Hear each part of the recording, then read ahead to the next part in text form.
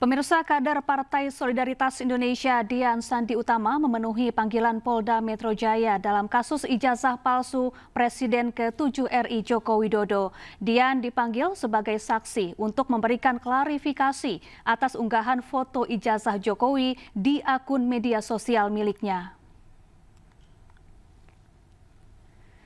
Kader PSI Dian Sandi Utama tiba di Polda Metro Jaya Senin pagi sekitar pukul 9:30 waktu Indonesia Barat. Dian mendatangi Mapolda Metro Jaya untuk memberikan klarifikasi atas unggahan foto ijazah Presiden ke-7 RI Joko Widodo di akun media sosial miliknya 1 April lalu. Atas unggahannya, Dian dilaporkan oleh salah satu dosen dari Universitas Sumatera Utara ke Barreskrim Polri. Sesuai dengan surat yang saya terima, itu undangan klarifikasi ya, terkait dengan pelaporan Pak Jokowi. Jadi nanti saya belum bisa sampaikan apa-apa. Saya sebagai warga negara yang baik, yang taat hukum, saya sedang dibutuhkan saat ini keterangannya, ya saya akan hadiri. Makanya saya hari ini hadir di sini. Cuman kalau kita lihat dari laporan yang kemarin, itu kan kalau kita bicara tentang locus delicti, tempus delicti, itu kan posisi, itu kan waktunya tanggal 26, sesuai dengan yang teman-teman media juga ketahui. Sementara yang berhubungan dengan saya langsung itu kan tanggal 1 April, sesuai dengan postingan yang ramai itu. Tapi nggak apa-apa, mungkin ini ada pengembangan dari pihak kepolisian. Ya, untuk informasi terkini kita sudah bergabung dengan rekan Esra Ambarita di Mapolda Metro Jaya. Selamat siang Esra, bagaimana jalannya pemeriksaan terhadap kader PSI Dian Sandi Utama? Ya, selamat siang Syafa dan juga pemirsa. Hingga saat ini pemeriksaan masih terus berjalan dan kami masih menanti terkait keterangan dari Dian Sandi Utama hasil pemeriksaan pada hari ini. Karena tadi Dian Sandi Utama yang merupakan pihak terlapor yang sekaligus merupakan kader PSI ini tiba tadi di Polda ini sekitar pukul 9.55 atau mendekati pukul 10 pagi. Dalam keterangannya ia merincikan bahwa undangan ini adalah undangan klarifikasi atas postingan dirinya yakni dengan klaim ijazah asli milik Presiden ke-7 Republik Indonesia yakni Joko Widodo. Dan ia juga menyebutkan bahwa motivasi dirinya mengunggah tersebut adalah karena di ranah media sosial dan ruang publik yang terbilang ribut sehingga ia juga mengunggah foto itu, maksud kami, atau dokumen itu untuk mengklarifikasi terkait tudingan dari masyarakat ataupun publik, dan ini murni atas inisiatif dirinya sendiri. Dan menariknya ia juga menyebut bahwa tidak ada arahan khusus dari politik atau dalam hal ini adalah dari PSI. Kemudian juga ia menyebut bahwa ini sekali lagi murni atas inisiatifnya dan ia akan mengikuti proses hukum yang berlaku. Dan ia juga menegaskan ia akan melawan pihak-pihak tertentu, dalam hal ini adalah pihak yang terlapor yang sudah dilaporkan oleh Presiden Republik Indonesia ke-7 Republik Indonesia yakni Joko Widodo. Dalam hal ini spesifiknya ia menyebut Rosuryo hingga Dr. Tifa. Dan tentunya pemirsa bahwa laporan ini sebelumnya dilayangkan oleh salah satu pelapor yakni akademisi sekaligus dosen dari Universitas Sumatera Utara berinisial YLH pada 24 April dan ditindaklanjuti pada hari ini. Dalam alasannya ia menyebutkan ataupun pihak YLH menyebutkan ini justru membuat kegaduhan di ruang publik dan diduga ini melanggar dari Undang-Undang ITE yakni pasal 32 nomor 11 tahun 2008. Jadi Syafa dan juga pemirsa, kita akan tunggu bersama apa yang menjadi hasil pemeriksaan mengingat status dari Dian Sandi ini masih sebagai saksi diperiksa di Polda Metro Jaya. Syafa. Esra Ambarita langsung dari Mapolda Metro Jaya dan selamat bertugas kembali. Ya, sebelumnya pemirsa, kader Partai Solidaritas Indonesia atau PSI Dian Sandi Utama dilaporkan ke Barreskrim Polri usai mengunggah foto ijazah Presiden Joko Widodo melalui akun X miliknya pada 1 April 2025. Dian dipolisikan atas dugaan menyebarkan dokumen milik orang lain tanpa izin.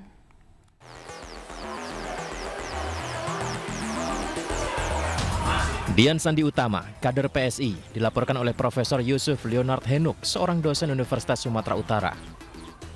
Dian Sandi Utama dilaporkan dengan dugaan pelanggaran tentang informasi dan transaksi elektronik ITE karena mengunggah foto ijazah Presiden Joko Widodo melalui akun X miliknya pada 1 April 2025. Saat ditemui di Semarang, Dian Sandi Utama mengaku belum mengetahui kebenaran laporan tersebut. Namun sebelum mengunggah foto ijazah Jokowi, ia telah melakukan riset dan didasari niat baik untuk meluruskan asumsi liar di publik terkait isu ijazah Jokowi. Karena sampai hari ini saya belum mendapat kepastian apakah laporan itu benar adanya atau tidak. Tetapi kalaupun misalkan benar, ya saya tentu sebagai warga negara yang taat hukum, saya pasti akan bersedia untuk dimintai keterangan. Saya meriset itu kan sudah lama, Pak. Nggak mungkin lah saya berani mengatakan itu asli gitu tanpa meriset lebih dulu, nggak mungkin. Itu saya menemui orang, saya mencari data, fakta, apa segala macam sudah lama untuk memberanikan diri bahwa mengatakan bahwa itu benar asli gitu. Dian Sandi Utama mengatakan masih punya data-data yang belum dikeluarkan terkait permasalahan isu ijazah Jokowi. Dari Semarang, Doni Marendra, iNews melaporkan. Sementara itu, pensiunan dosen Fakultas Kehutanan UGM Kasmujo yang sebelumnya diduga kuat merupakan pembimbing skripsi Jokowi justru membantah hal tersebut. Kasmujo menegaskan ia bukan pembimbing skripsi dan tidak pernah melihat langsung ijazah Joko Widodo.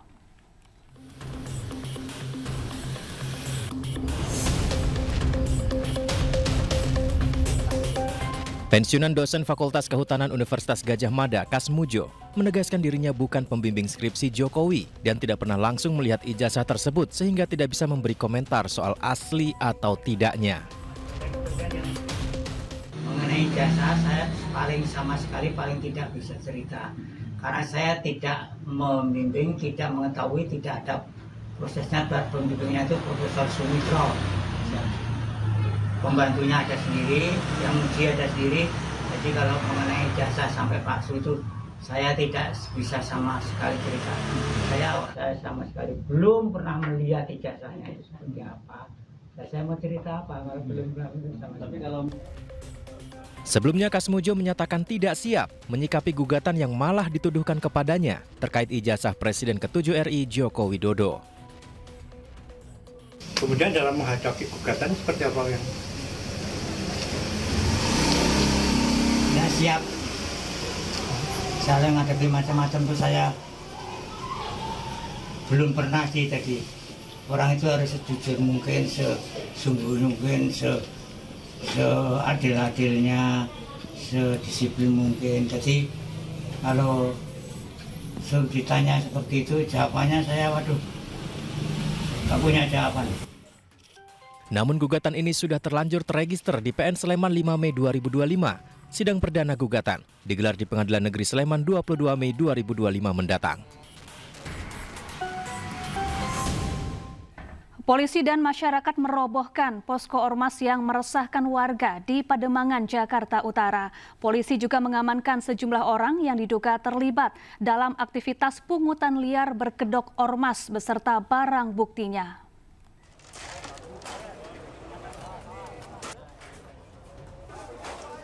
Polres Metro Jakarta Utara bersama pihak pusat pengelola Komplek Kemayoran menggerebek pos yang dibangun salah satu ormas di dekat Wisma Atlet Pademangan, Jakarta Utara.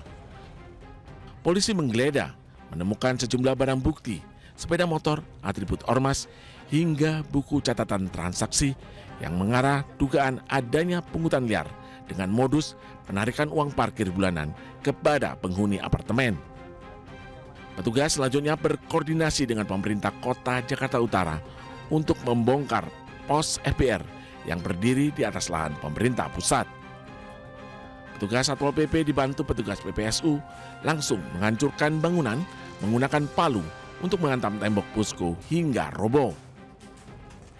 Operasi Berantas Jaya 2025 menyasar aksi premanisme di wilayah hukum Jakarta Utara yang berkedok ormas. Ini adalah merupakan bukti komitmen dari Polres Metro Jakarta Utara untuk secara tegas melakukan penindakan terhadap aksi-aksi premanisme yang ada di wilayah kota Jakarta Utara. Pelaksanaan kegiatan kali ini kami laksanakan di depan Rusunami Kemayoran, yaitu tepatnya di Jalan Raja Wali Utara, Blok C3, Kelurahan Pademangan Timur, Kecamatan Pademangan, Kota Jakarta Utara. Saat ini kami telah mengamankan tiga orang yang kami duga melakukan kegiatan-kegiatan aksi premanisme. Kemudian akan kami tindak lanjuti dengan melakukan proses penyelidikan dan penyidikan lebih lanjut. Sebagai langkah preventif, PPK Kemayoran bersama Polres Metro Jakarta Utara akan rutin melakukan pemantauan agar kejadian serupa tidak terulang. Polisi akan menindak tegas oknum ormas yang meresahkan masyarakat dan menghambat investasi di Jakarta Utara. Dari Jakarta, Rizky Falufi, iNews melaporkan. Satreskrim Polres Cirebon Kota menetapkan perawat sebuah rumah sakit di Cirebon, Jawa Barat sebagai tersangka pencabulan terhadap pasien di bawah umur.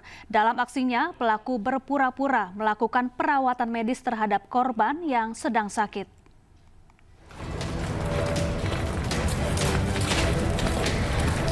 Satreskrim Polres Cirebon Kota menetapkan perawat sebuah rumah sakit di Cirebon, Jawa Barat berinisial DS 41 tahun sebagai tersangka pencabulan terhadap pasien di bawah umur. Peristiwa pemerkosaan dilakukan tersangka pada bulan Desember 2024 lalu. Saat itu korban sedang menjalani perawatan di rumah sakit di Kecamatan Gunung Jati, Kabupaten Cirebon. Kasus ini baru diketahui saat korban menceritakan perbuatan tersangka ke orang tuanya pada bulan April 2025 lalu. Dari hasil pemeriksaan sementara, diketahui tersangka telah beberapa kali melakukan pelecehan seksual terhadap pasien, yakni pada bulan Oktober 2025, pada tahun 2024, dan tahun 2019. Sejak April 2025, tersangka telah dipecat dari rumah sakit tempatnya bekerja.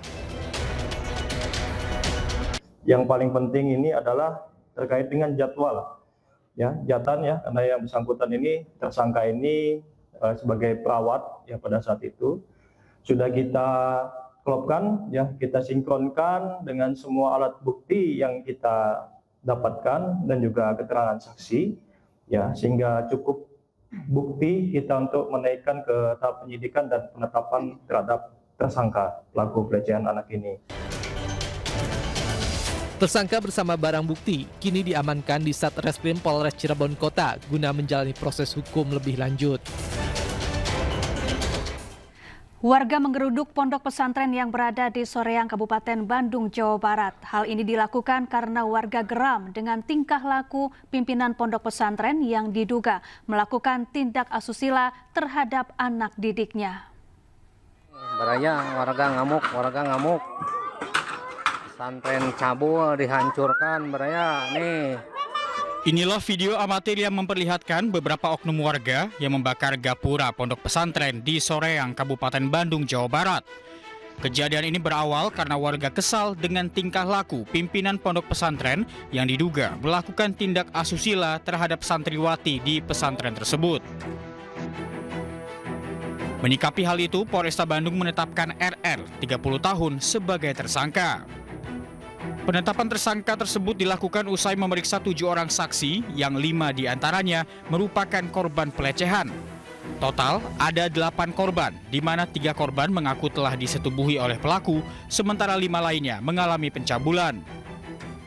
Dari serangkaian tindakan pemeriksaan para saksi dan alat bukti yang sudah kami lakukan penyitaan, kami telah menetapkan seseorang laki-laki yang berumur 30 tahun dengan inisial RR sebagai pelaku atau tersangka kasus pencabulan dan atau persetubuhan. Akibat aksinya, tersangka dijerat pasal 81 dan pasal 82 Undang-Undang Nomor 35 Tahun 2014 tentang perlindungan anak dan terancam 15 tahun penjara. Dari Kabupaten Bandung, Jawa Barat, Yuan Pangestu, iNews melaporkan. Pemirsa, sidang perdana mantan Ketua Pengadilan Negeri Surabaya Rudi Suparmono dalam kasus dugaan suap vonis bebas Ronald Tanur digelar hari ini. Jaksa akan membacakan surat dakwaannya terhadap Rudi.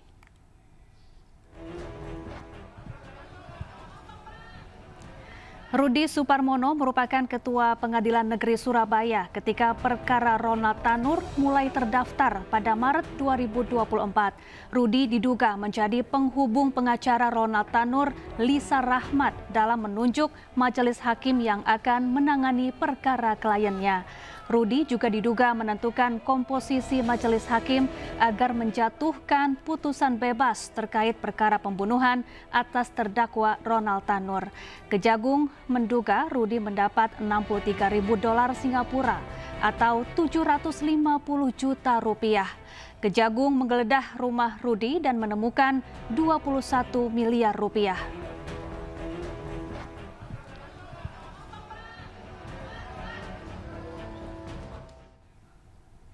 Ya, untuk informasi terkini kita sudah terhubung dengan rekan Galuh Pandu di Pengadilan Tipikor Jakarta. Selamat siang, Galuh. Bagaimana jalannya sidang mantan Ketua PN Surabaya Rudi Suparmono?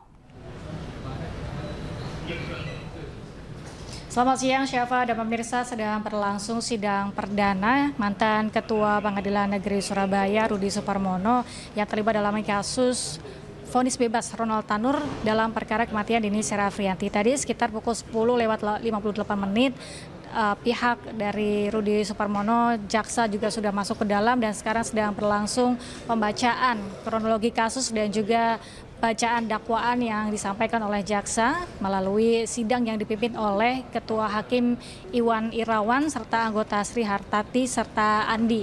Dan dalam persidangan ini sebelumnya diketahui bahwa Rudi Suparmono terlibat dalam kasus suap dan nilai uang suap senilai 770 juta rupiah dan Kejagung juga menemukan uang senilai 21 miliar rupiah setelah penggeledahan di rumahnya. Diketahui bahwa sebelumnya Rudi menerima permintaan Lisa Rahmat selaku pengacara dari Ronald Tanur atas permintaan ibu Ronald yaitu Mayriska Wijaya untuk mengatur majelis hakim dan membuat bahwa vonis kepada Ronald Tanur ini dibuat bebas. Dan melalui mantan pejabat MA yaitu Jarod Richard, Lisa bertemu dengan Rudi sehingga terbentuklah majelis hakim yang sudah disetting dan sudah diatur untuk membebaskan Ronald Tanur dari segala dakwaan. Yang pertama adalah Ketua Hakim yaitu Erin Tuah Damanik dengan anggota Mangapul dan Heru Handoyo.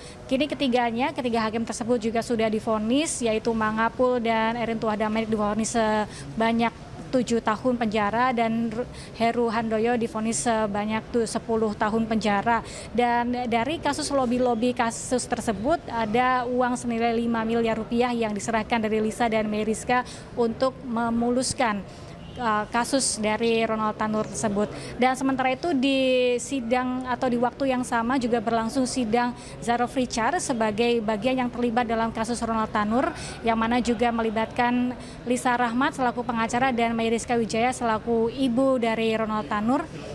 Dan sedang ini juga berlangsung di waktu yang bersamaan sehingga kami masih akan memberitahukan serta memperbaharui informasi kami seperti apa hasil dari bacaan dakwaan dari Rudi Suparmono dan juga hasil dari saksi mahkota yang dihadirkan dalam terdakwa Jarod Richard yang juga terlibat di kasus yang sama. Sementara itu kembali ke Anda, Syafa. Baik, terima kasih Galuh Pandu langsung dari Pengadilan Tipikor Jakarta. Ya, pemirsa, mantan Ketua Pengadilan Negeri Surabaya Rudi Suparmono ditetapkan sebagai tersangka dalam kasus suap vonis bebas Gregorius Ronald Tanur. Kejaksaan Agung menyita uang 21 miliar rupiah dari kediaman Rudi.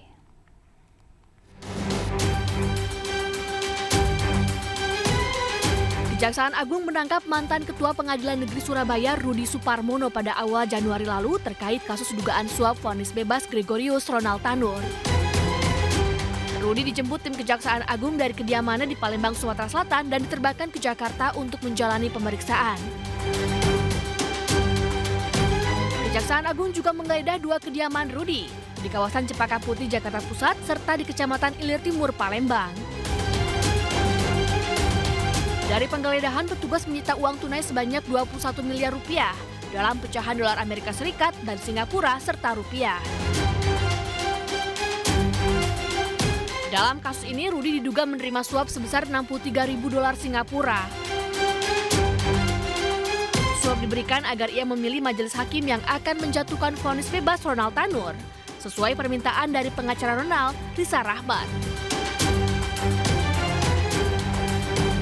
Sebelumnya, Gregorius Ronald Tanur divonis bebas oleh Majelis Hakim Pengadilan Negeri Surabaya pada Juli 2024. Dalam kasus penganiayaan kekasihnya, Dini Sera Afrianti, hingga korban meninggal dunia. Tim Liputan iNews melaporkan. Kapolri Jenderal Listio Sigit Prabowo mengecam keberadaan grup Facebook Fantasi Sedarah. Kapolri berjanji akan menindak tegas para pelaku.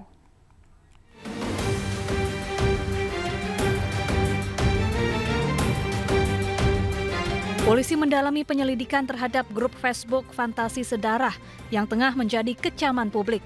Grup ini berisi percakapan menyimpang tentang ketertarikan seksual terhadap anak atau keluarga kandung. Kapolri Jenderal Listio Sigit Prabowo mengecam keberadaan grup tidak senonoh ini. Grup diduga memiliki ribuan anggota dan disebut telah eksis selama bertahun-tahun. Kapolri berjanji akan menindak tegas para pelaku. Ya, saya kira terhadap hal-hal yang berdampak, khususnya ini ancamannya terhadap masyarakat luas, Polri tentunya akan melakukan pendalaman, penyelidikan, dan tentunya akan tindak tegas. Dan itu bagian dari komitmen kita. Terima kasih. Sementara itu, Kementerian Komunikasi dan Digital telah memblokir 6 grup di Facebook berisi konten asusila yang membahas hubungan sedarah atau insest. Komdigi juga langsung berkoordinasi dengan Meta sebagai induk dari Facebook untuk melakukan pemblokiran. Warga juga diimbau agar lebih menjaga putra-putrinya dan berhati-hati saat bermedia sosial, serta langsung melapor bila menemukan konten-konten menyimpang. Dari Jakarta, Indra Setiabudi, Irian Syah Wahyudi, iNews melaporkan. Ketua Umum PDI Perjuangan Megawati Soekarno Putri menghadiri penutupan pembekalan kepala daerah se-Indonesia pemenang Pilkada 2024. Acara ini akan langsung dipimpin. Penutupan digelar di Sekolah PDIP Lenteng Agung, Jakarta Selatan, Minggu siang. Megawati bersama seluruh kader PDIP yang hadir mengenakan seragam partai bernuansa merah hitam. Turut hadir sejumlah pejabat dan pengurus PDIP, diantaranya Prananda Prabowo, Ganjar Pranowo, Jarod Saiful Hidayat, Komarudin Watubun, Yasona Lauli, dan Basuki Cahaya Purnama alias Ahok. Pembekalan digelar selama 3 hari sejak hari Jumat untuk menyelaraskan visi misi antara pemerintah pusat dan daerah. Mengerjakan pekerjaan sesuai dengan apa yang kita rencanakan, dan tentu ini adalah bagian dari ikhtiar ideologis kita, ikhtiar teknokrasi kita untuk menyiapkan masa depan secara bersama-sama. Kita akan menyeragamkan barisan dalam konteks agenda bersama kita. Bapak Ibu menggenapi seluruh janji-janji politik, namun dalam koridor kepartean kita semua sekali lagi saling tolong-menolong, saling membantu, saling berbagi pengalaman, dan tentu saja hasil akhirnya adalah kemajuan di tempat Bapak Ibu. Gubernur Jakarta Pramono Anung akan melakukan revitalisasi ruang terbuka hijau atau RTH dan ruang publik terpadu ramah anak atau RPTRA Kalijodo.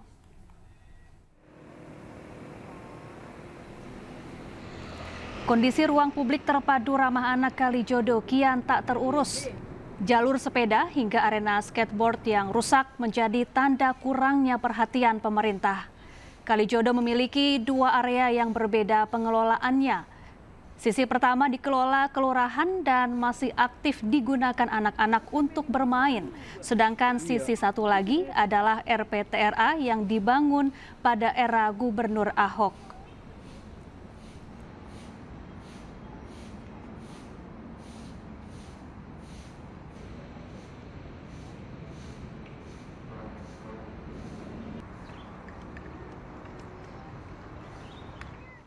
Ya, Gubernur Jakarta Pramono Anung meninjau RPTRA Kalijodo, Jakarta Utara. Dalam kunjungannya, Pramono menargetkan revitalisasi RPTRA Kalijodo rampung dalam 6 bulan ke depan.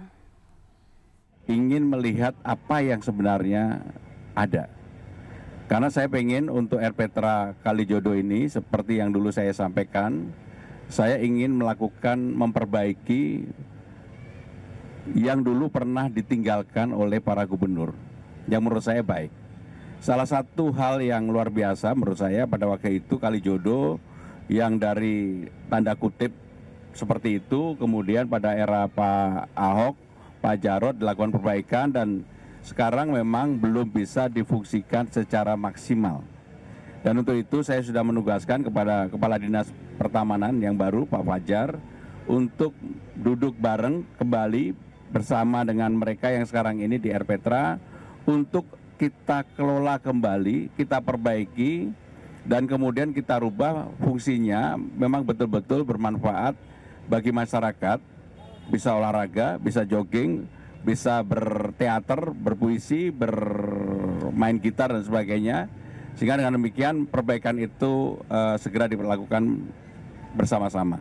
Dan untuk itu saya minta kepada Pak Fajar sebagai Kepala Dinas yang baru, karena beliau dululah yang sebenarnya membangun tempat ini untuk bisa difungsikan kembali. Mudah-mudahan dalam waktu berapa bulan Pak Fajar? Kurang lebih 6 bulan Pak. Dalam waktu 6 bulan maka RPTRA Kalijodo ini.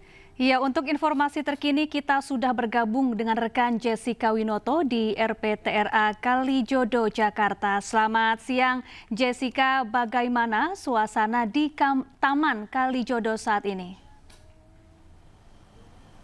Ya, selamat siang Syafa dan juga pemirsa. Untuk kondisi atau suasana di RTH dan RPTRA Kalijodo Jakarta Utara ini sangat sepi karena memang informasinya di sini itu mulai rame di sore hari ke malam hari. Karena lalu juga Syafa dan juga pemirsa dapat kami sampaikan untuk terkait kondisi di RTH dan RPTRA Kalijodo Jakarta Utara ini memang setelah dilakukannya kunjungan oleh tinjauan oleh Gubernur DKI Jakarta yaitu Pramono Anung untuk melihat kondisi dari RTH dan RPTRA Kalijodo Jakarta Utara ini kian tidak terurus atau kurang perhatian dari pemerintah untuk melakukan pengelolaan atau penggunaan secara maksimal di RTH dan RPTRA Kalijodo Jakarta Utara. Lalu Syafa dan juga pemirsa dapat kami sampaikan bahwa kondisi di arena skateboard dan juga arena trek sepeda BMX ini banyak sekali permukaan atau aspal-aspal yang sudah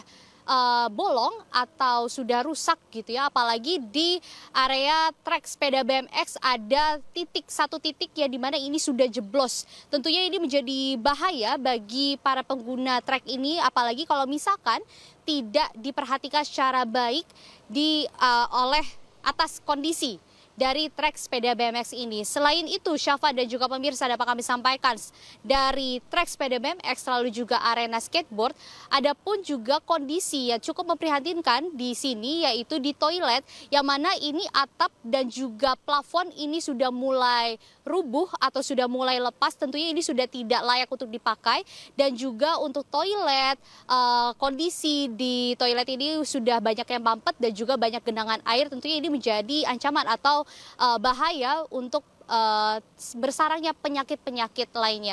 Lalu juga Syafa dan juga pemirsa dapat kami sampaikan bahwa atas dari kondisi yang tidak terurus di RTH dan RPTRA Kalijodo ini, Pramono menargetkan untuk melakukan renovasi selama 6 bulan ke depan sehingga di RTH dan juga RPTRA Kalijodo Jakarta Utara ini dapat difungsikan kembali. Dan memang ini sudah sesuai sejalan dengan komitmen Pramono untuk melanjutkan atau memperbaiki peninggalan dari gubernur sebelumnya. Dan diketahui Syafa dan juga pemirsa bahwa RTH dan RPTRA Kalijodo ini merupakan peninggalan dari gubernur sebelumnya yaitu Basuki Cahayapurnama atau dengan panggilan yang sering diketahui yaitu Ahok. Dan tentunya dulunya bahwa Ahok sempat menyatakan bahwa di RTH ini merupakan sudah mempunyai standar internasional sehingga renovasi ini sangat ditunggu-tunggu oleh warga setempat. Syafa. Baik, terima kasih Jessica Winoto langsung dari kawasan Kalijodo, Jakarta. Setelah selama 18 hari mengikuti pendidikan di Resimen Armet 1 Stirayuda, 39 siswa SMP bermasalah dikembalikan ke orang tuanya masing-masing. Kelulusan para siswa ini pun diiringi tangis haru orang tua siswa.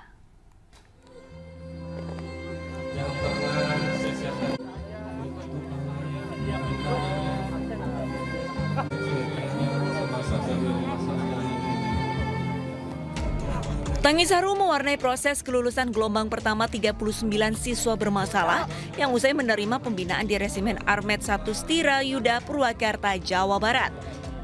Para orang tua dan siswa tak bisa menahan tangis saat kembali bertemu.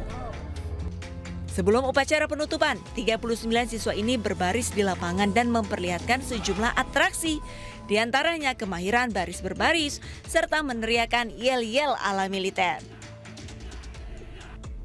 Bupati Purwakarta, Saipul Bahri bin Zain menyebut setelah 2 pekan di rumah, para siswa akan kembali dikumpulkan untuk pemeriksaan perilaku. Nah, saat ini sudah hari ini kita pulang dulu ke rumah. Mereka, walau bagaimanapun, mereka itu adalah seorang anak yang harus terus berkangen-kangenan sama keluarganya. Nah, pulang dulu ke rumah. Program 6 bulan ini nanti sistem mekanismenya kita nanti kasih tahu. Nanti 2 minggu kemudian mereka dibawa lagi ke sini untuk refresh lagi untuk controlling selama mereka ada di lingkungan sekolah dan lingkungan rumah. Sementara itu, Gubernur Jawa Barat Deddy Mulyadi menyebut usai 39 siswa tersebut kembali ke orang tuanya, nantinya 39 siswa ini masih akan terus mendapatkan pembekalan. Namun hanya 1 minggu sekali atau bahkan 1 bulan sekali selama 6 bulan ke depan. Hal ini dilakukan untuk memantau perilaku para siswa pasca pendidikan di barak militer. Kan sudah 18 hari ya, 18 hari itu kan untuk anak-anak remaja secara psikologi kan pasti kangen sama orang tuanya dan mereka harus kembali ke orang tuanya. Setelah itu nanti selama 6 bulan berarti 5 bulan ke depan ada mentoring. Misalnya nanti saya nggak tahu programnya apakah sebulan 2 kali atau seminggu sekali dikumpulkan. Ya, 2 minggu sekali tetap dikumpulkan, dilakukan pembinaan selama 6 bulan. Jadi tidak dilepas begitu saja. Nah, nanti kan mereka akan terevaluasi perjalanannya, bagaimana kondisi di rumahnya. Deddy juga mengingatkan agar pelajar bisa lebih baik dan tidak lagi mengulangi perbuatan tidak terpuji. Sementara untuk orang tua dan keluarga serta lingkungan agar lebih memperhatikan aktivitas pelajar remaja di masyarakat. Dari Purwakarta, Jawa Barat, Irwan, iNews melaporkan. Ya, Gubernur Jawa Barat Deddy Mulyadi akan memberlakukan jam malam pada pelajar di waktu sekolah. Hal ini dilakukan demi mengurangi tindakan yang merusak perilaku pelajar.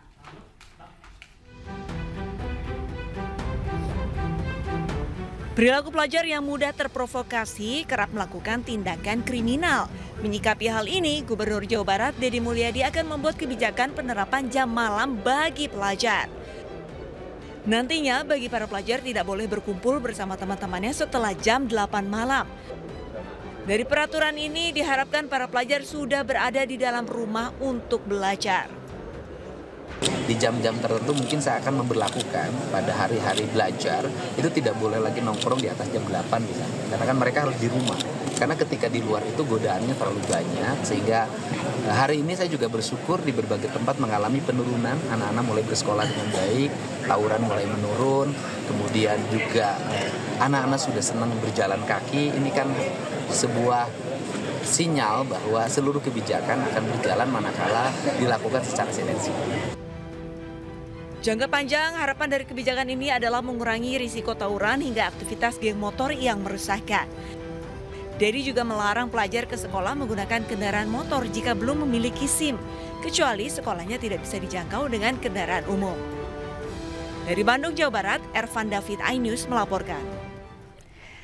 Memasuki hari ketiga bencana banjir yang merendam desa Sukorejo, Grobogan, Jawa Tengah, ratusan warga masih enggan mengungsi dan bertahan di rumah mereka. Petugas TNI dan Polri terpaksa mendistribusikan makanan dari rumah ke rumah dengan menggunakan perahu karet.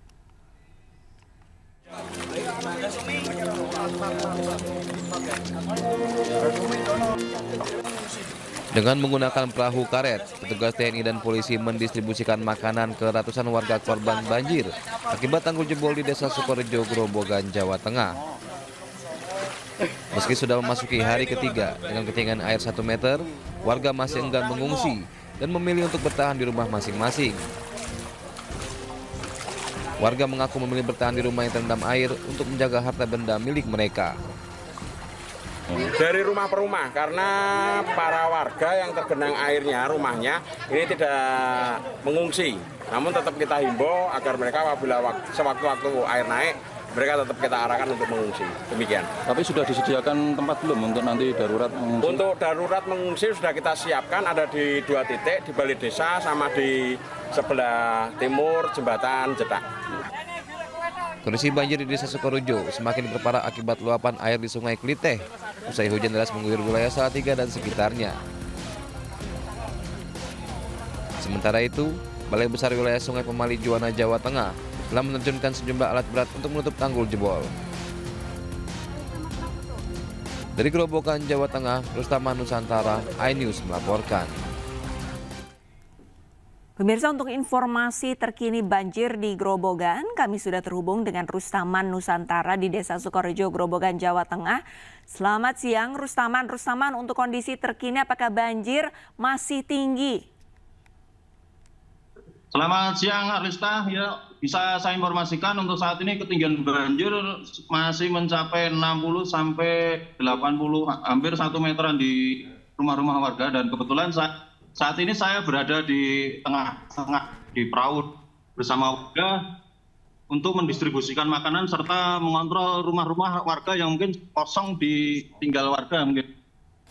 Dan saat ini sedang bersama dengan warga dan ada Kepala Dusun Bapak Purwanto di sini, mungkin bisa dimintai keterangan untuk Pak Purwanto.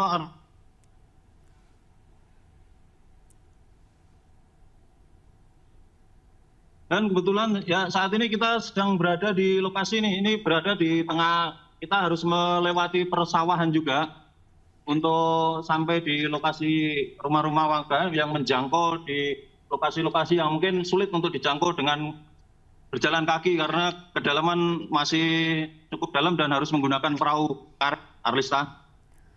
Baik, total ada berapa kepala keluarga ataupun berapa jiwa yang terjebak dalam banjir kali ini? Saat ini ada sekitar 300 lebih kepala keluarga yang terjebak di sini dan pihak kepolisian sudah mengimbau warga untuk mengungsi, namun mereka masih tetap bertahan di sini karena memang mereka selalu berjaga untuk menjaga barang-barang dan ternak yang ada di tanggul atau mungkin di dalam rumah, Alista. Rustaman dari 300 kepala keluarga, apakah ini terdiri dari satu desa saja atau dari beberapa desa? Ini untuk 2 dusun, 1 desa 2 dusun. Dan kebetulan ini kita sedang bersama Pak Purwanto, Kepala Dusun Jedak, Sukorejo. Selamat siang Pak Purwanto, gimana untuk bisa dijelaskan terkait kondisi saat ini Pak? Selamat siang Pak. Untuk hari ini, dari Senin, dari ketiga banjir Jedak Gerobogan, sementara ini masih 80 cm sampai 100 cm. Ya. Ya, saat ini saya bersama News TV baru rumah warga RT 01 RW 0. Ya. Apa mungkin masih ada warga-warga yang belum terjangkau Pak untuk menerima distribusian makanan di sini? Ya, ini sementara masih ada yang belum menerima bantuan karena aksesnya kemarin kan banjir terlalu dalam. Jadi dapur umum sementara belum mencukupi. Dan nanti upaya untuk pendistribusian ke sana gimana Pak? Ini saya sudah koordinasi sama Pak RT, Karang Taruna, di tokoh masyarakat. Nanti sementara langsung didistribusikan kepada Pak RT, Karang Taruna, beserta tokoh masyarakat. Ini sudah siap Pak untuk mendistribusikan konsumsi makanan supaya warga tidak kelaparan. Ya. Arista, mungkin ada yang perlu ditanyakan ke Pak Purwanto? Baik, cukup Rustaman. Terima kasih banyak atas informasinya dan semoga baik dari kepala desa ataupun dari aparat setempat bisa menyalurkan bahan-bahan yang dibutuhkan warga yang terjebak banjir. Selamat kembali beraktivitas. Pemirsa, Gubernur DKI Jakarta Pramono Anung meninjau pengerukan Kali Cakung Lama di Kelapa Gading, Jakarta Utara. Pramono menyebut pengerukan tersebut sebagai langkah Pemprov untuk mengatasi permasalahan banjir.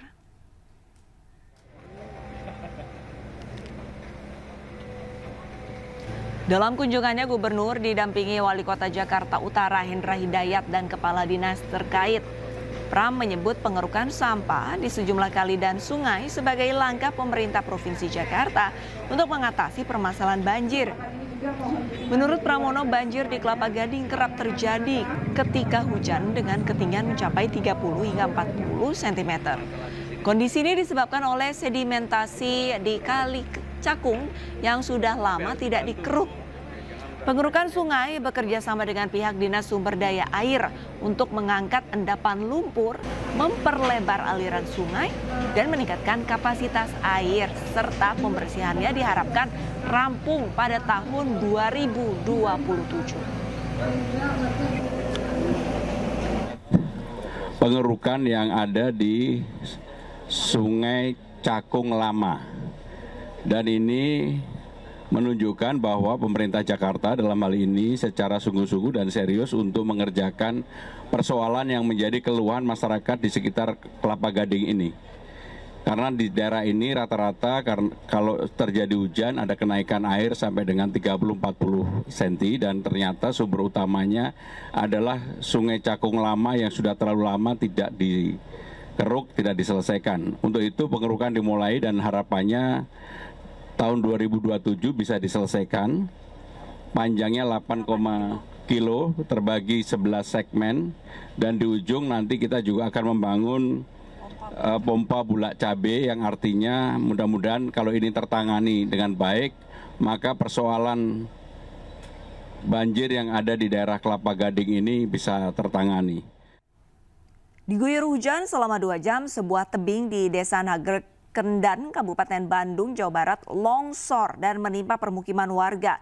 3 orang warga luka akibat tertimbun longsor. Sejumlah bangunan hancur akibat tebing sepanjang 40 meter longsor di Desa Nagrek Kendan, Kecamatan Nagrek, Kabupaten Bandung, Jawa Barat. Akibatnya 6 rumah warga dan kantor Desa Nagrek Kendan hancur tertimpa reruntuhan longsor. Selain menghancurkan permukiman, 3 orang warga mengalami luka akibat tertimbun longsor.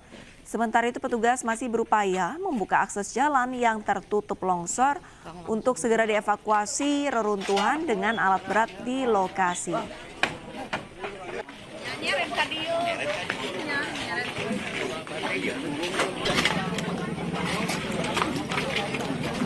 6 rumah yang terkena longsoran, kemudian juga 1 kantor pemerintah Desa Kendan begitu.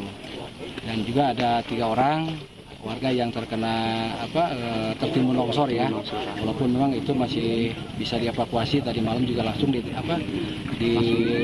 dilakukan perawatan ya di rumah sakit. Banjir di 2 dusun di Desa Karangligar, Kabupaten Karawang, Jawa Barat masih merendam ratusan rumah warga. Banyak warga memilih bertahan di rumah meskipun ketinggian air sudah mencapai 2 meter.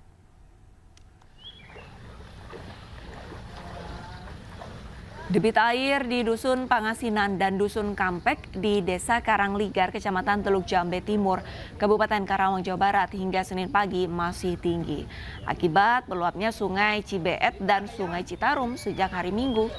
Banjir yang merendam ratusan rumah warga memiliki ketinggian air bervariasi mulai dari 80 cm hingga 2 meter.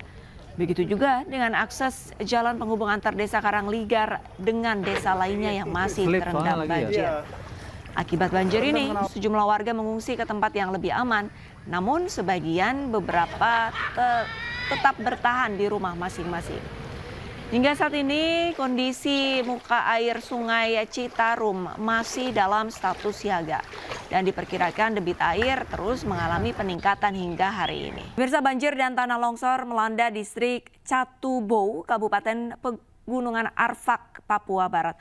Peristiwa ini mengakibatkan 1 orang meninggal dunia dan 19 orang hilang.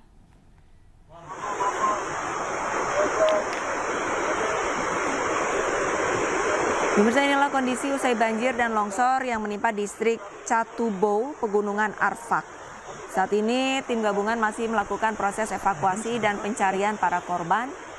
Banjir dan longsor pertama kali terjadi pada Jumat pukul 9 malam waktu setempat karena intensitas curah hujan yang tinggi.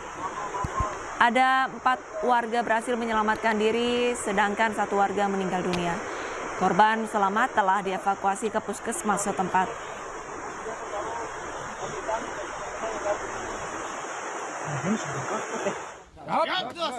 Nanti untuk training evakuasi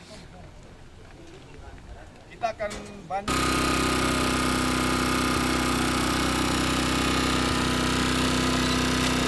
Kepala Basarnas Manokwari, Yefri Sabarudin menegaskan saat ini tim SAR telah tiba di lokasi untuk evakuasi para korban. Tim SAR menyebut jarak tempuh menggunakan transportasi darat dari ibu kota kabupaten menuju lokasi bencana yang memerlukan waktu kurang lebih 4 jam, kemudian dilanjutkan dengan berjalan kaki. Lokasi longsor dilaporkan merupakan daerah tambang emas ilegal. Pegunungan Arfak, Kompol Bernardus Okoka bersama tim gabungan dari Basarnas dan TNI beserta personil dari Polres Pegunungan Arfak sedang menuju ke lokasi hanyutnya para korban banjir bandang tersebut guna upaya pencarian dan evakuasi korban. Kami turut prihatin atas terjadinya kejadian banjir bandang bencana tersebut yang menimpa Kampung Jim, Kampung Meyes, dan kami berharap masyarakat bisa turut membantu proses. Untuk mengetahui informasi terkini, kami sudah terhubung langsung dengan Yefri Sabarudin, Kepala Basarnas Manokwari. Selamat siang, Bapak. Pak, apakah sudah ada hasil dari pencarian 19 korban yang hilang? Baik, Mbak. Saat ini tim kami sudah berada di lokasi dan sementara ini melakukan pencarian. Dan saat ini informasi yang kami terima bahwa untuk beberapa korban sudah terlihat dan diupayakan untuk dilakukan evakuasi. Memang saat ini kami belum mendapat informasi lagi secara langsung karena kendala jaringan yang ada di lapangan. Sudah juga dibantu oleh Polres Arfak dengan menggunakan Starlink, hanya memang sinyalnya lemah sehingga kami kesulitan dalam hal update informasi yang terkini. Cuman memang yang siang tadi beberapa jam lama kami dapat informasi bahwa beberapa korban sudah terlihat dan tim kami sementara berupaya untuk melakukan evakuasi terhadap korban-korban yang sudah terlihat. Demikian, Mbak Alfanka. Pak, sementara jaringan komunikasi ini sedang terkendala, lantas informasi terakhir yang Bapak terima, kendala yang dialami teman-teman di lokasi ini apa, Pak? Kendala yang dihadapi adalah kondisi alam yang memang tergolong ekstrim dan kemungkinan masih terdapat kemungkinan dengan intensitas hujan yang tetap mengguyur di sekitar lokasi kejadian, kemungkinan untuk terjadinya longsor tetap kami perhitungkan dan kami berupaya mengantisipasi kemungkinan-kemungkinan yang terjadi jika terjadi longsor. Jadi memang dengan sangat hati-hati kami berupaya untuk mencapai lokasi di mana korban terlihat dan berupaya untuk melakukan evakuasi. Demikian, Mbak. Berapa banyak anggota yang dikerahkan untuk mencari korban longsor, Pak? Untuk dari tim Basarnas sendiri, tim dari kantor SAR Manokwari, itu ada 12 personil. Jadi kantor SAR Manokwari yang membawahi Papua Barat, menurunkan 12 personil. Kemudian kami dibantu oleh TNI dan Polri. Seperti yang dinyatakan tadi bahwa tim dari Polri melalui Polres Pegaf juga turut terlibat dan bersama-sama melakukan pencarian di sekitar lokasi. Demikian, Pak. Pak Yefri, saya ingin mengkonfirmasi untuk korban longsor yang saat ini masih belum ditemukan, apakah mereka warga setempat atau penambang ilegal, Pak? Yang kami terima berdasarkan itu adalah sebagian lihat namanya berdasarkan nama dari korban-korban, sebagian besar warga pendatang, izin. Tentang aktivitasnya kami belum mendapat informasi secara detail apa yang dilakukan di sepanjang sungai tersebut. Cuman memang ada aktivitas di dalamnya dan yang kami dapat informasi bahwa ada korban sehingga kami langsung melakukan menuju lokasi untuk mencari korban dan sedapatnya mengevakuasi korban tersebut. Untuk lokasi yang longsor saat ini, apakah memang sebelum-sebelumnya pernah terjadi bencana serupa atau justru ini pertama kali, Pak? Untuk lokasi yang sama belum, baru saat ini kami terima informasi adanya longsor. Walaupun memang di sebagian tempat di beberapa lokasi di Papua Barat memang kami pernah juga menangani beberapa kejadian longsor. Demikian, Mbak. Apa penyebab utama, Pak, dari kejadian longsor ini, Pak? Kalau penyebab utama yang kami ketahui dan kami amati langsung di lapangan, karena memang hutannya masih boleh dikatakan masih sangat asli, ya kemungkinannya kami duga adalah karena intensitas hujan yang tinggi. Yang beberapa hari lalu intensitas hujan yang sangat tinggi di lokasi kejadian dan saat ini pun juga teman-teman juga mendapat guyuran hujan yang cukup lebat sehingga jika intensitas hujan sudah semakin tinggi kemungkinan besar upayanya adalah kami menghentikan sementara sambil menunggu hujan reda dan kami akan lanjutkan lagi pencarian agar secepatnya dapat menemukan korban-korban yang hilang. Demikian, Mbak. Pak Yefri, dari lokasi longsor, apakah memang jarak tempuhnya ini cukup jauh dan sulit, Pak, sehingga para personil lainnya ini ataupun alat berat kesulitan untuk mengevakuasi korban? Ya, beberapa jalan memang mengalami longsor dan terputus.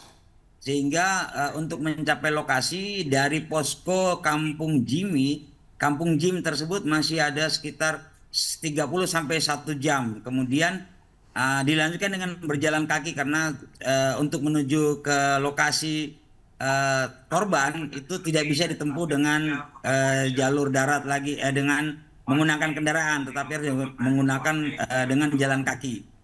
Nah, itu juga memang salah satu kendala yang kami hadapi selain komunikasi. Jadi memang medannya memang cukup berat dan kami menilai itu tergolong ekstrim karena beberapa lokasi jalan yang terkena longsor itu langsung berhadapan sama jurang. Sehingga kami harus dengan penuh kehati-hatian untuk dapat mencapai lokasi terdekat dari lokasi kejadian. Demikian, Mbak. Baik, terima kasih banyak informasinya Bapak Yefri Sabarudin, Kepala Basarnas Manokwari. Kami harapkan dari petugas Basarnas dapat menemukan seluruh korban dengan keadaan selamat. Terima kasih, Bapak. Di tengah padatnya pelaksanaan rangkaian ibadah haji, perhatian terhadap jemaah lanjut usia menjadi prioritas utama. Para petugas haji bekerja tanpa lelah memberikan pelayanan ekstra bagi para jemaah lansia, bahkan hingga memandikan dan menyuapi mereka.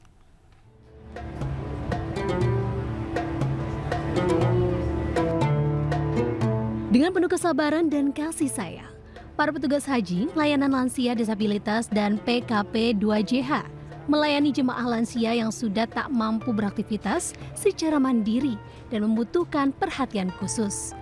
Tak hanya membantu saat ibadah, mereka juga turut memandikan atau membersihkan tubuh jemaah lansia agar lebih segar dalam menjalani rangkaian ibadah selama berada di Madinah. Para petugas juga ikut menggantikan pakaian jemaah dan menyuapi makanan yang telah disediakan layanan konsumsi. Layanan ini menjadi bagian dari program haji ramah lansia dan Disabilitas yang digagas Kementerian Agama tahun ini. Tujuannya memastikan seluruh jemaah termasuk yang berkebutuhan khusus dapat menunaikan ibadah dengan nyaman dan aman. Pelayanan yang diberikan kepada jamaah terutama lansia itu jamaah-jamaah lansia yang sekiranya membutuhkan perhatian khusus. Pada umumnya jamaah yang lansianya tidak bersama keluarganya. Itu dimulai dari pagi hari, siang hari, dan malam hari. Seperti memandikan, memberikan makan, serta memberikan bantuan kepada jamaah tersebut ke tempat ibadah. Sebuah potret ketulusan dalam tugas suci. Para petugas haji bukan sekedar bekerja, melainkan juga mengabdi dengan hati. Dari tanah suci, mereka membawa pulang bukan sekedar pahala, tetapi juga kasih kemanusiaan yang menyentuh hati.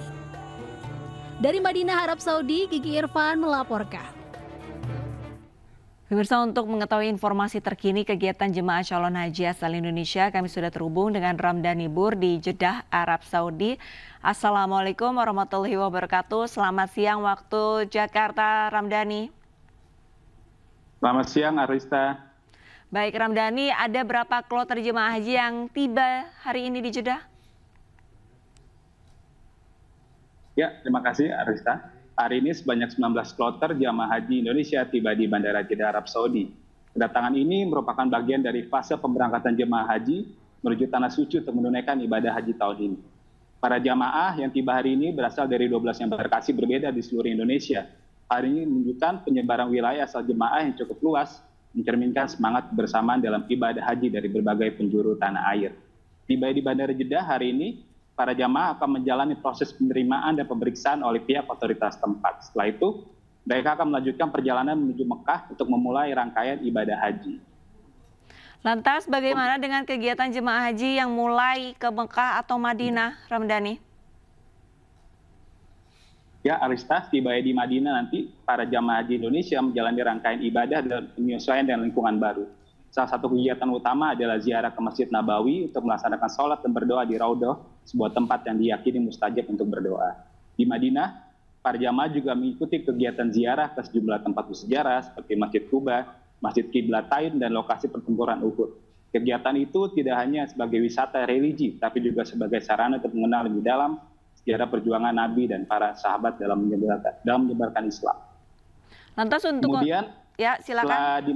Setelah dari Madinah, para jamaah akan bergerak ke Mekah untuk melaksanakan rangkaian ibadah haji. Ya. Setiba di Mekah, mereka akan langsung melakukan ibadah umroh yang terdiri dari niat ihram, tawaf mengelilingi Ka'bah, sa'i antara Bukit Safa dan Marwah, serta tahalul atau mencukur rambut.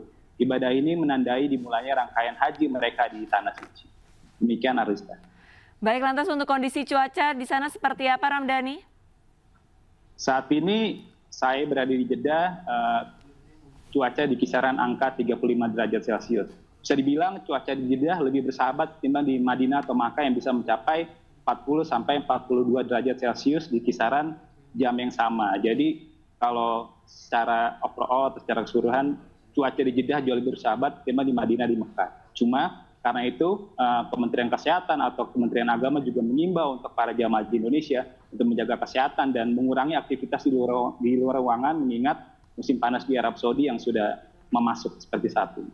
Baik, terima kasih banyak informasinya Ramdhani, jurnalis iNews yang masih berada di Jeddah, Arab Saudi. Selamat kembali bertugas, semoga ibadahnya lancar-lancar dan jaga kesehatan.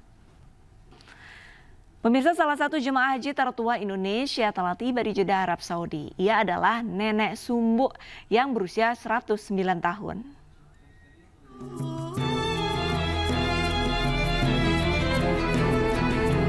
Nenek Sumbuk, jemaah calon haji tertua Indonesia, berusia 109 tahun, akhirnya tiba di Arab Saudi. Mendarat di Bandara Internasional King Abdul Aziz, Jeddah, Arab Saudi pada Minggu pagi waktu Arab Saudi. Nenek Sumbuk berangkat dari embarkasi Jakarta Bekasi, JKS 33, dan mendarat di Terminal Haji Fast Track, Bandara Jeddah. Setibanya di bandara, nenek kelahiran Kebumen, Jawa Tengah ini langsung duduk di kursi roda. Nenek Sumbuk sangat bahagia, akhirnya sampai di Tanah Suci. Nenek Sumbuk datang ke Arab Saudi tidak sendirian. Ia datang ditemani sang anak. Di pesawat, kadar oksigen nenek Sumbuk sempat menurun. Beruntung petugas sigap memberikan bantuan. Dari Jeddah, Arab Saudi, Ramdhani melaporkan. Ambo Benu Petanini, seorang jemaah haji embarkasi Makassar, meninggal dunia saat berada di Tanah Suci Mekah. Kesehatan Ambo menurun setelah melaksanakan kegiatan umroh.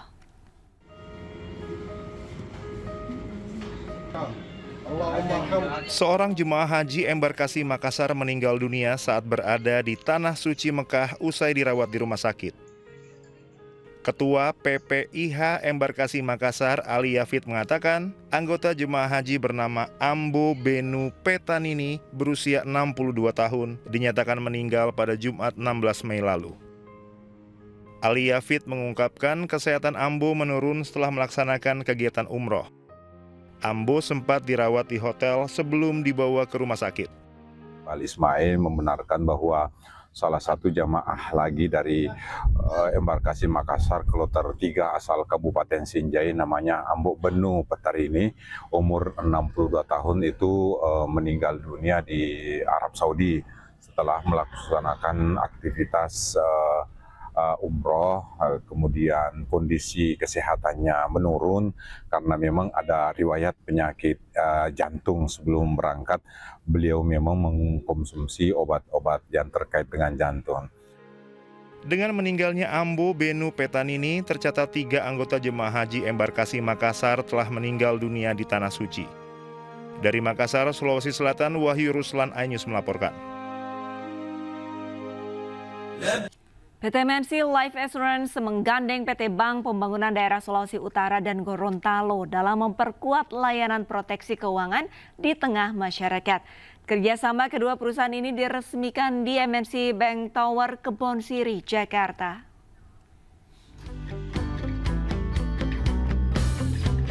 Kemitraan antara PT MNC Life Assurance dan PT Bank Pembangunan Daerah Sulawesi Utara dan Gorontalo atau Bank Sulutgo melahirkan produk asuransi jiwa kredit bagi para peminjam dana di Bank Sulutgo.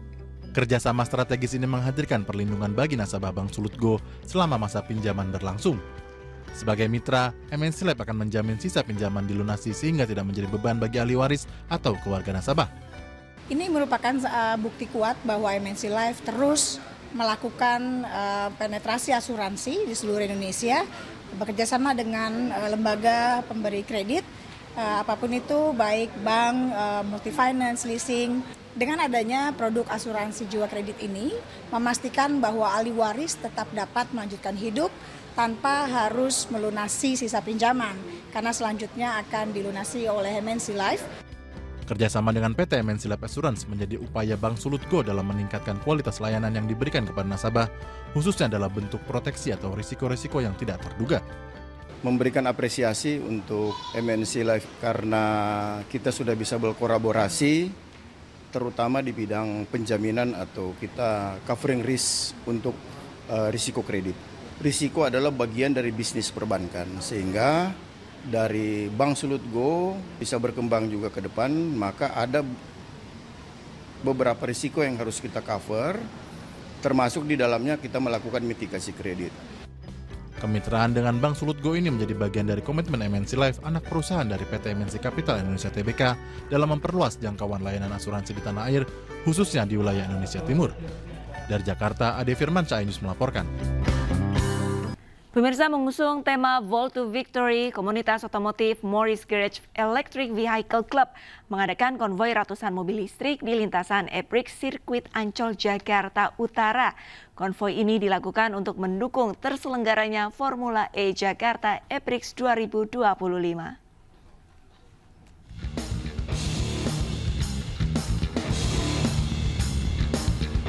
Dalam rangka mendukung terselenggaranya event Formula E Jakarta E-Prix 2025, komunitas otomotif Morris Garage Electric Vehicle Club atau MGEVC melakukan konvoi yang diikuti oleh 120 mobil di lintasan Jakarta International E-Prix Circuit Ancol, Jakarta Utara.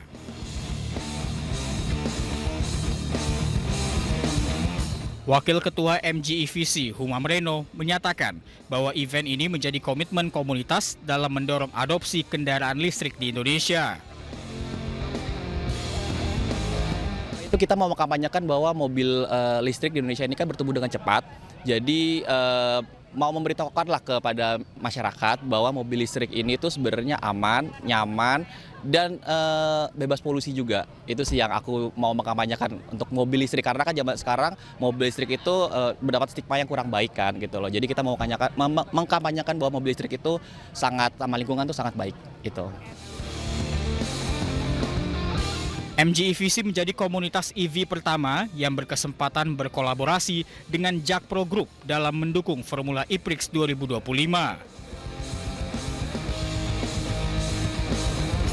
Kehadiran dari teman-teman komunitas mobil MG, dan ini juga merupakan satu kebanggaan untuk kita karena merupakan sebuah rangkaian menuju Road to Jakarta E-Prix 2025 yang nanti akan berlangsung di tanggal 21 Juni. Kedepannya, kolaborasi ini menjadi langkah strategis untuk menunjukkan bahwa mobil listrik tak hanya andal di jalan, namun mampu membentuk gaya hidup ramah lingkungan modern dan aspiratif dengan contoh nyata mendukung transisi menuju mobilitas hijau dan mendekatkan kendaraan listrik ke masyarakat luas. Dari Jakarta, Gilami Aulia, Ari Setiawan, iNews melaporkan. Kita ke informasi lainnya pemirsa, Gubernur Jawa Barat Deddy Mulyadi mendatangi Gedung Merah Putih Komisi Pemberantasan Korupsi di Kuningan, Jakarta Selatan pagi ini. Kedatangan Deddy Mulyadi untuk meminta pengawasan dari KPK terkait efisiensi anggaran belanja pemerintah Provinsi Jawa Barat, khususnya di bidang pendidikan dan perjalanan dinas. Deddy menegaskan anggaran yang dinilai tidak prioritas seperti perjalanan dinas akan dialihkan untuk pembangunan infrastruktur dan peningkatan layanan publik yang langsung dirasakan masyarakat. Efisiensi ini juga akan dilakukan di sektor pendidikan dan kesehatan untuk menunjang peningkatan sumber daya manusia di Jawa Barat. Di bidang pencegahan, terutama kita mendapat arahan dari Pak Ujang Bakhtiar. Arahannya adalah seiring dengan kebijakan yang diambil oleh pemerintah Provinsi Jawa Barat untuk melakukan upaya mengefisiensikan, merealokasikan seluruh belanja pemerintah dari belanja yang tidak penting ke belanja yang dianggap menjadi kepentingan publik, terutama di bidang pendidikan, kesehatan, infrastruktur jalan, irigasi, penanganan kemiskinan, jaringan listrik. Itu menjadi prioritas utama kami, dan kami mendapat arahan seluruh kebijakan itu nanti harus terkawal menjadi output